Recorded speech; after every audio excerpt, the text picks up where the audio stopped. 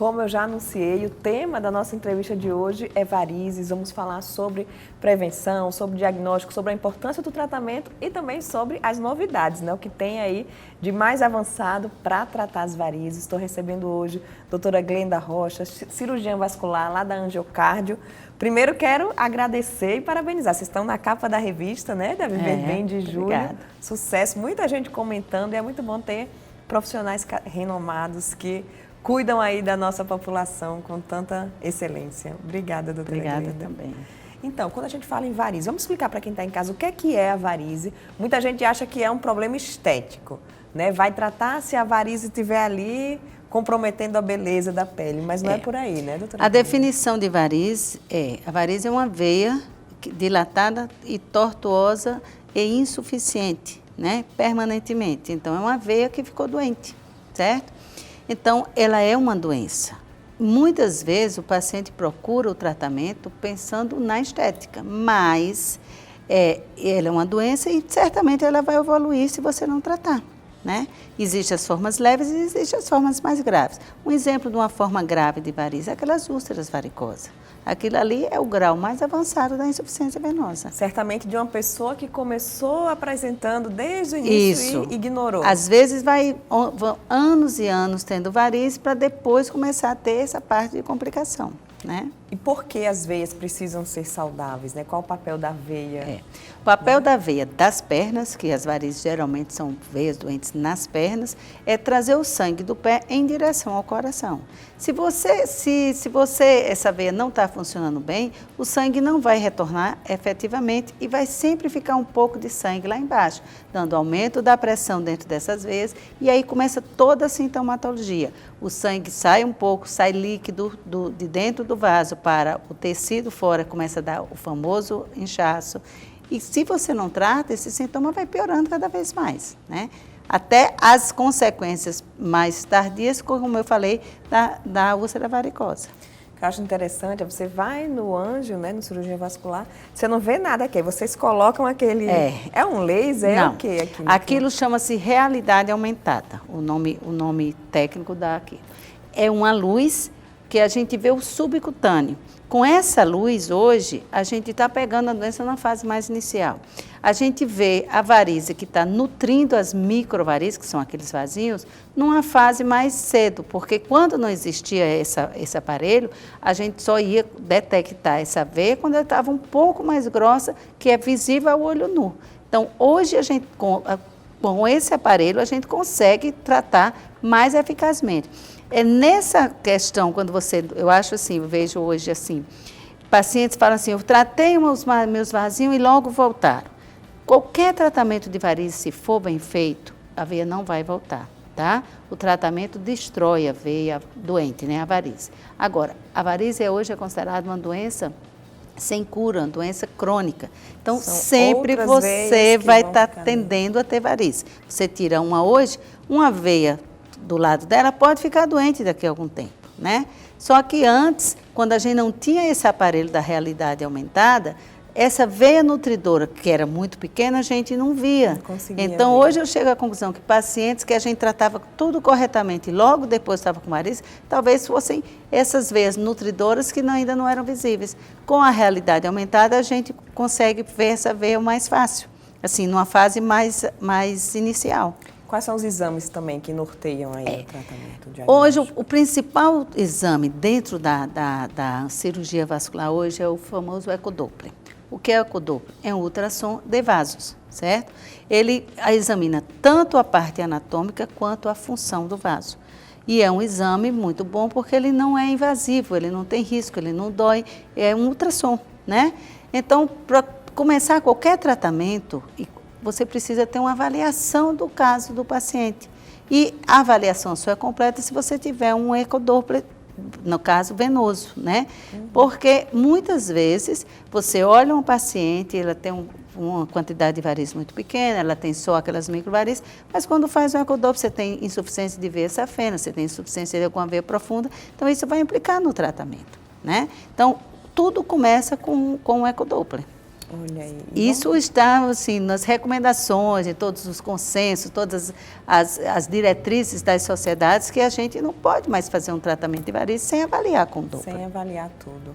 E vamos falar dos tratamentos? O que é que tem Existe de tratamento para varizes? algumas coisas mais novas no tratamento de varizes. Existe tanto a nível de consultório, como a nível de cirurgia. No consultório, a gente tinha classicamente só a famosa escleroterapia, a popular aplicação, né?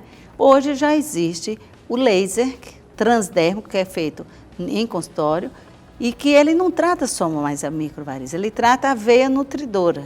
Agora, até um certo tamanho dessa veia, né, dessa varize que está nutrindo. E existe também a técnica da aplicação com espuma, que é uma técnica muito boa também. Agora, qualquer tratamento desse, não é todo mundo que pode ser submetido a todas essas técnicas, porque isso depende do tipo de varize que a pessoa tem.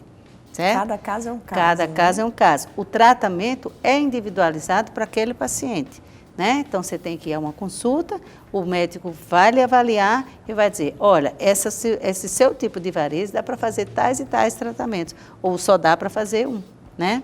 Então, são técnicas muito boas e tudo. Agora, a nível de cirurgia, nós temos o tratamento da veia safena doente com umas técnicas chamadas termoablação. A termoablação pode ser feita através de uma radiofrequência ou através do endolaser. O termoablação é porque elas são calor. Ela vai destruir a veia safena que está doente com o calor. É, hoje em dia, a técnica mais recomendada pelas sociedades de cirurgia vascular, tanto a brasileira, quanto a americana, como a europeia, como o tratamento mais recomendado para a safena doente. Por quê? Essas recomendações são feitas através de estudos, né? Comparando tanto os efeitos quanto as complicações, porque todo tratamento é passível de complicação, né? Uhum. Então, de acordo com isso, é a melhor técnica para ser feita. E a recuperação com essas técnicas? Com essa técnica, um dos motivos de ser mais recomendável hoje é porque a recuperação é mais rápida, entendeu? Já existe casos de pessoas fazendo essa técnica do endolaser em safena com anestesia local e o paciente no outro dia trabalha normalmente. É coisa boa. É. Agora, uma dúvida que eu já ouvi muitas pessoas falarem, vou falar aqui, meu esposo tem muita varize, já fez cirurgia, tirou, eu não tiro mais nenhuma, porque daqui a pouco eu vou ficar sem veia. O que é que acontece no corpo? Quando tira a veia doente, surgem novas? O que é que acontece? É assim, a varize é uma doença do sistema venoso superficial, né, da perna. Nós temos também o sistema venoso profundo, que é responsável por 85% do retorno venoso. Então, o sistema venoso superficial não é o mais importante. Mas, mesmo assim, nós temos inúmeras veias nesse subcutâneo. Então, você tira a veia que você está tirando que está doente, não vai fazer falta. Vai lhe aliviar, porque a veia que está doente vai lhe dar sintoma. Entendeu? Então, o sangue vai começar a subir por veias normais. Pelas veias saudáveis. Pelas veias saudáveis. Olha, então, não tem com que se preocupar. Não. E pode fazer quantas cirurgias de varizes for necessário. Agora, prevenção de varizes, doutora Glenda. Vamos falar e dar algumas dicas. Tem como prevenir ou não? Olha, a prevenção, assim, não existe como é que chama? Qualquer medida que se disser, fazendo isso você não vai mais ter varizes. Por quê? A varizes a pessoa tem porque nasceu com uma tendência a ter a varize, ou seja, ela nasce como se tivesse uma veia mais fraca. Nasce assim por genética, e aí que está a hereditariedade, né? Então, isso tudo vai depender, se você vai ter mais varizes ou não, dos seus hábitos de vida, né? Quais são os hábitos de vida ruins para varizes? O uso de hormônio, seja para qualquer hormônio feminino, né? Seja qual for a finalidade que for, a obesidade, sedentarismo, né? A própria gravidez pelo fator hormonal e tudo. Agora, não quer dizer que você não vai engravidar, quer dizer que quando você engravidar, você vai procurar evitar outras coisas, tipo não engordar muito, manter uma atividade física, certo? E aí é o que a gente tem para tentar evitar as varizes, não é? E a outra coisa é não deixar acumular, né? Sempre que você notar que tem varizes, você procurar tratar. Tem paciente que faz um tratamento, limpa a perna e pergunta para a gente, quando eu devo voltar?